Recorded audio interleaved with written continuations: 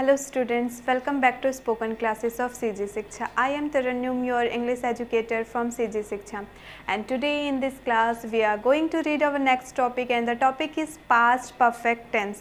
आज की इस क्लास में हम past perfect tense रीड करने वाले हैं. इससे प्रीवियसली हमने प्रेजेंट के चारों फॉर्म कंप्लीट कर चुके हैं, साथ ही साथ हम पास्ट सिंपल, पास्ट कंटिन्यूस भी पढ़ चुके हैं. अब हम पढ़ेंगे past perfect tense. Okay, so what is past perfect tense? Past perfect tense क्या होता है? आपको याद है हमने जो प्रेजेंट परफेक्ट टेंस में पढ़ा था, प्रेजेंट परफेक्ट टेंस में क्या पढ़ा था हमने कि प्रेजेंट में जो काम हमारा पूरा हो चुका है, ठीक है. जैसे कि हम आज मैथ्स पढ़ चुके हैं, हम स्कूल जा चुके हैं, हम घर आ चुके हैं, वो काम जो प्रेजेंट में हमारा कंप्लीट हो चुका है, that's come under present perfect tense. जो कि अब हम क्या पढ़ रहे हैं? पास्ट पढ़ रहे हैं, ठीक है.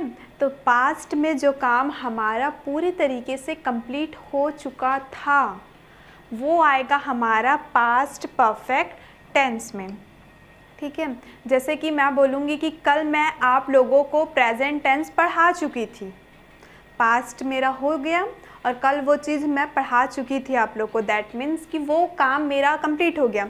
अब आप बोलेंगे कि मैम हमने अपना रिवीजन कल हम अपना रिवीजन पूरा कर चुके थे, आप अपना रिवीजन कंप्लीट कर चुके हो.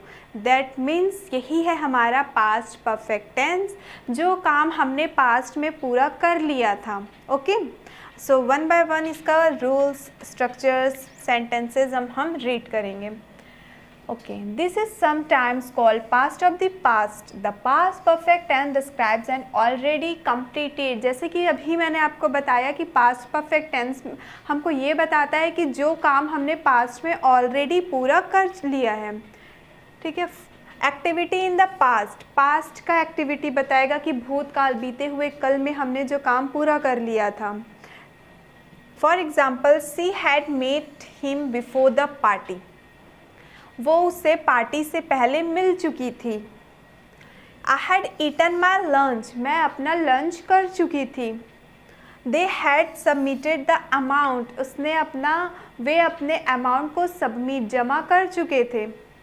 माई mother had baked a cake, मेरी मम्मी केक बना चुकी थी, ठीक है. तो इस टाइप के जो सेंटेंस थे, चुका था, चुकी थी, चुके थे, ये सारे सेंटेंसेस आते हैं आपके पास्ट परफेक्ट टेंस के अंडर. आई होप कि आपको समझ में आया होगा. जैसे कि हमने प्रेजेंट में पढ़ा था कि जो काम हम प्रेजेंट में पूरा कर लिए रहते हैं वो प्रेजेंट परफेक्ट में, उसी तरीके से जो काम हमने पास्ट में पूरा कर लिया था वो आएगा आपके पास्ट परफेक्ट टेंस में. ओके,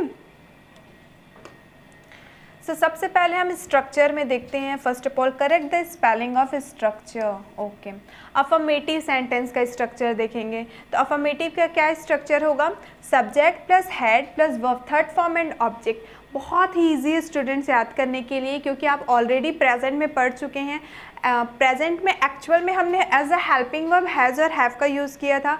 इंस्टेड ऑफ हैज़ और have we can use here had, ठीक है.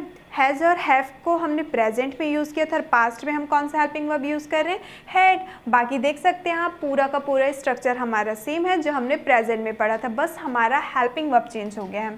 तो पास्ट परफेक्ट टेंस का कैसा होगा? Subject plus had plus verb third form plus object. And आप लोगों को तो subject and object and verb पता ही है. अब ये भी जान गए आप कि पास्ट परफेक्ट टेंस में एज अ हेल्पिंग वर्ब हम हैड का यूज़ करते हैं. Clear?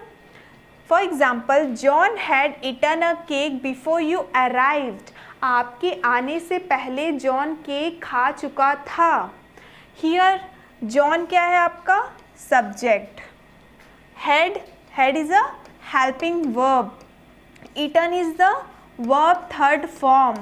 And a bake before you arrived is our object. तो देख सकते हैं इस तरीके से हमारा स्ट्रक्चर भी बन जाएगा. आई होप कि आपको कोई डाउट नहीं होगा इसमें. कुछ और एग्जांपल्स देखते हैं हम. पुलिस के आने के पहले चोर भाग चुका था. The thief had fled away before the police came. ठीक है, जो कि इसमें हम वर्ब का थर्ड फॉर्म यूज़ कर रहे हैं, that means came. Next example is, मेरे स्टेशन पहुंचने के पहले ही गाड़ी खुल चुकी थी. The train had started before I arrived at the station. मेरे आने के पहले ही वह जा चुका था। He had gone before I came.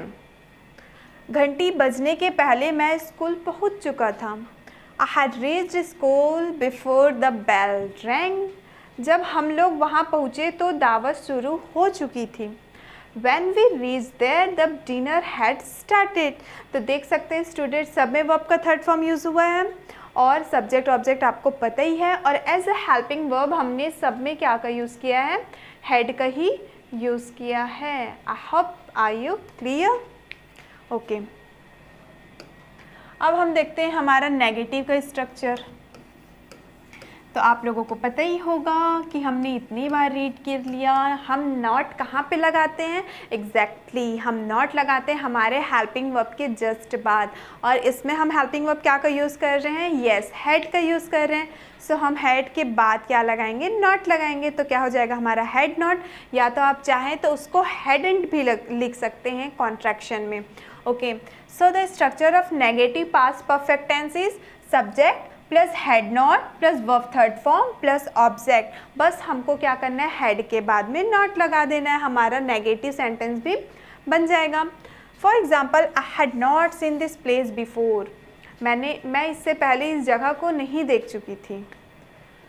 C understood the movie only because she had not read the book. वो इस मूवी को इसलिए समझ पाई क्योंकि इससे पहले उसने बुक नहीं पढ़ चुका था।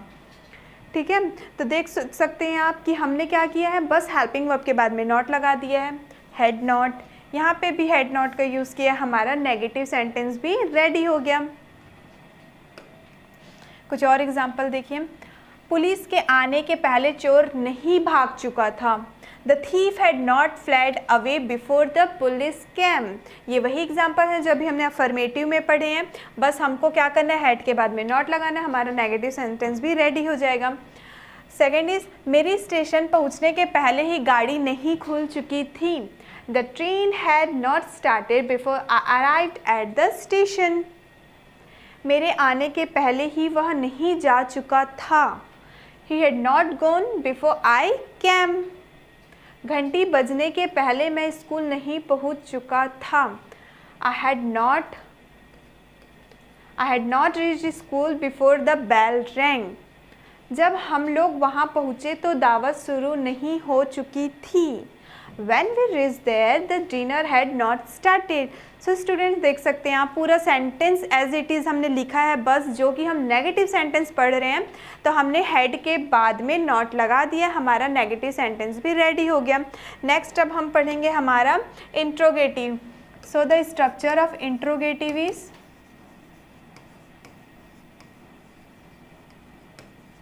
ओके।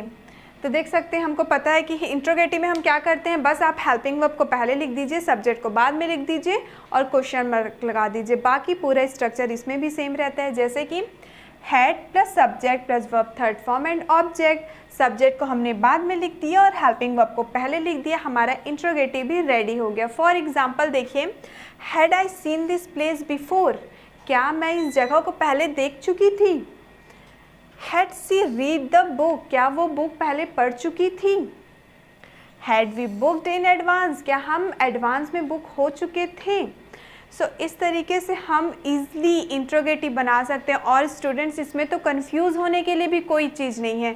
क्यों? क्योंकि हेल्पिंग वर्ब तो बस हमको हैड का ही यूज़ करना है, चाहे वो सिंगुलर हो चाहे प्लूरल हो।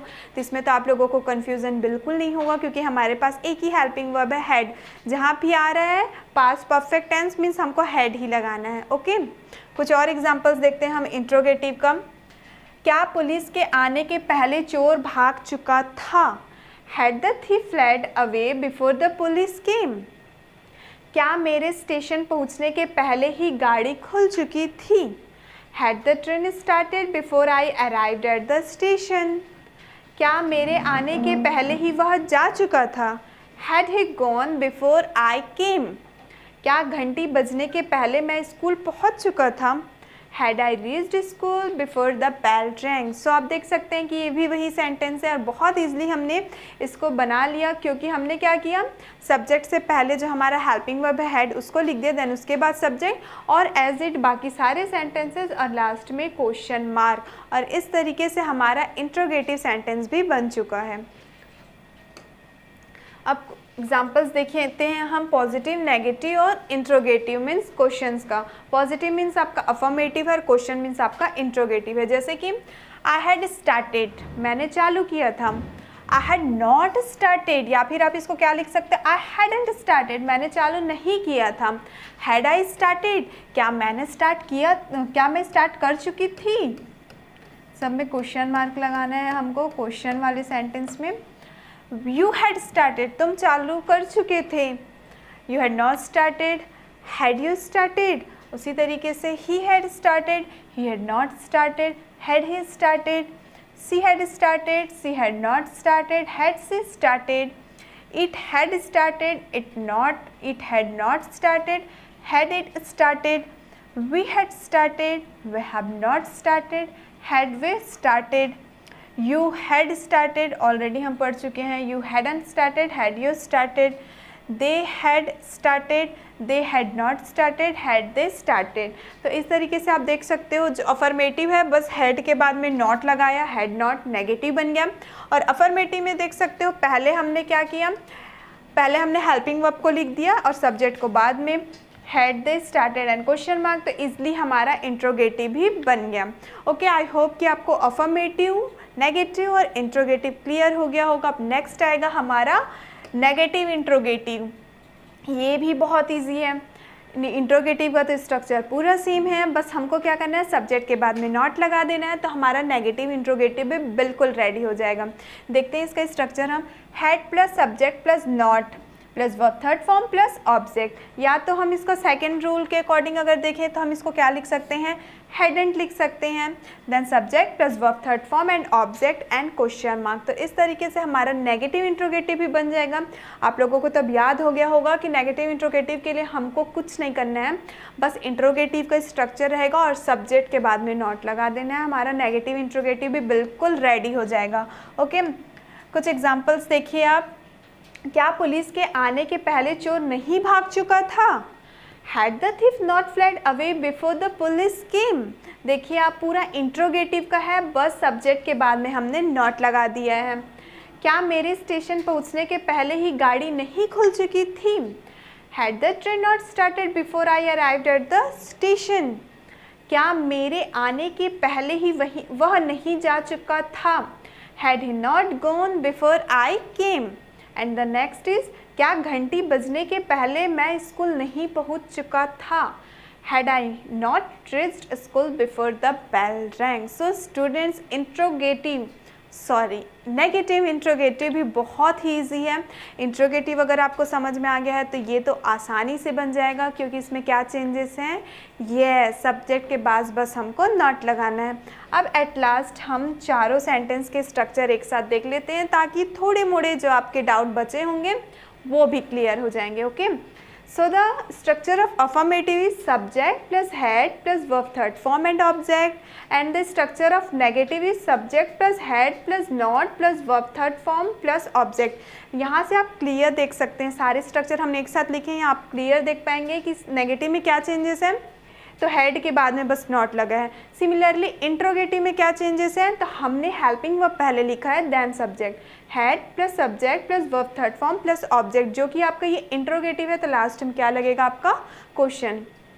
And next is negative interrogative. ये हमको पता है कि नेगेटिव और इंट्रोगेटिव दोनों का कॉम्बिनेशन है, तो इंट्रोगेटिव का पूरा स्ट्रक्चर सेम रहेगा, बस हमको क्या करना है, ये जो सब्जेक्ट है इसके बाद नॉट लगाना है, ये भी रेडी हो जाएगा। Head plus subject plus not plus verb third form plus object and question mark. या तो हम क्या लिख सकते हैं, हेड को हेडंट लिख सकते हैं, लेकिन अगर आप हेडंट लिखेंगे यहाँ पे तो एक बात याद रखिएगा कि हेडंट मीन्स हेड नॉट, हमने नॉट ऑलरेडी यहाँ पे लगा दिया है, तो सब्जेक्ट के बाद दोबारा आपको नहीं लगाना है। यहाँ पे बेसिक डिफरेंस देख सकते हैं, यहाँ पे सिर्फ हेड है इसलिए हमने सब्जेक्ट के बाद नॉट लगाया है, और जब आप हेडंट लिख देंगे तो ऑलरेडी नॉट लगा चुके हैं हम, तो सब्जेक्ट के बाद आपको नॉट लगाने की ज़रूरत नहीं होगी। Hadn't plus subject plus verb third form plus object and question mark. और इन्हीं चारों सेंटेंस के साथ हमारे ये पास्ट परफेक्ट टेंस भी कंप्लीट होता है। आई होप कि इसमें भी आपको कोई डाउट नहीं होंगे। सो मिलते हैं हम लोग नेक्स्ट वीडियो में हमारे नेक्स्ट टेंस के साथ। Thank you.